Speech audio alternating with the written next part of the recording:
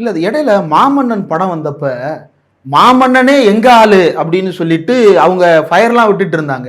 ஆனா இன்னைக்கு அந்த மாமன்னன் வந்து எங்க போன அவரே வந்து பிரஸ் மீட் கொடுத்து நான் இல்லைன்னா ஆட்சியே இல்லை ஆனா என்னவே ஒதுக்கிட்டாங்கன்னு புலம்புறாரு. ஒரு மிக விளிம்பு நிலை சமூகத்திலிருந்து வந்த ஒருத்தர் இப்படி திடீரென்று காணாமல் அடிக்கப்படுறதை எப்படி பார்க்க? அவருடைய எண்ண ஓட்டத்தை அது காட்டுது.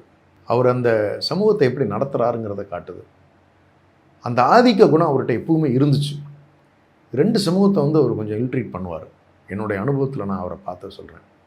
அந்த பண்ணைக்காரர் தோரணை வந்து அவங்ககிட்ட இருக்கும். உங்கள் ஏரியாவில் நீங்கள் நேரில் பார்த்த விஷயங்கள் இருந்து. ஆமாம், நீங்கள் பார்த்தீங்கன்னா அந்த சமூகத்தை வந்து என்னடா எங்கே வந்தீங்க அப்படிங்கிற அந்த தோரணத்தன்மை இருக்கும். ஓகே, வெளியே பார்க்கும்போது நடிப்பாங்க. ஆனால் அந்த தோரணைங்கிறது பழனிசாமி ஐயாட்ட அவர் தோட்டத்தில் அவர் ஊரில் உண்டு. இதை பல வகையில் நேரில் பார்த்தவங்கிற முறையில் நாங்கள் அதை பதிவு பண்ணுறோம். அதே மாதிரி இஸ்லாமியர் சமூகத்தை வந்து அதான் உங்களுக்கு ஓட்டு போட மாட்டாங்களே, உங்களுக்கு என்னத்துக்கு? அதனால தானே நீங்கள் ஒரே ஒரு கேண்டிடேட் கொடுத்துருக்காரா மொத்தத்துலேயுமே? என்ன அநியாயங்க இது!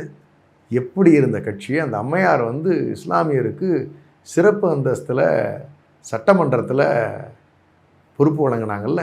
நிலோஃபர் அவங்களுக்கு வந்து பார்த்தீங்கன்னு சொன்னால் சிறுபான்மையினருக்கு ஒரு முக்கியத்துவத்தை கொடுத்தாங்க. ஆமாம், ஜெயலலிதா பீரியடில் ஜெயலலிதா அம்மையாரில் வேலூர் ரொம்ப முக்கியமான பகுதி கூட. இவர் வந்து அந்த சிறுபான்மையினருக்கு முக்கியத்துவம் கொடுக்குறதை நிறுத்திட்டார். முழுக்க முழுக்க ஒரு சாதிய கட்சி மாதிரி மாறிடுச்சு அது. அதனால தான் என்ன பண்ணுறாரு, தெக்க பூரா தூக்கி நயினார் அவர்களை நீங்கள் ஹேண்டில் பண்ணிங்கன்னு சொல்லிட்டு கூட்டணி கட்சிகளுக்கு தூக்கி விட்டார். ஆனால் நாங்கள் தான் முக்குளத்தோருக்கு செல்லு ராஜா வச்சுருக்கோம், ராஜன் செல்லப்பா வச்சுருக்கோம், ஆர்பி தேவிகுமார் வச்சுருக்கோம், அப்பப்போ அவங்கள பேச விட்றாங்களே. ஆளுமைகளுக்கும் காமெடி பேசுகளுக்கும் வித்தியாசம் இருக்குல்ல. நீங்கள் செல்லூர் ராஜ் எதில் ஃபேமஸ்? தெர்மோகோல். இன்றைக்கு வரைக்கும் மறக்க முடியுமா இல்லை மறுக்க முடியுமா?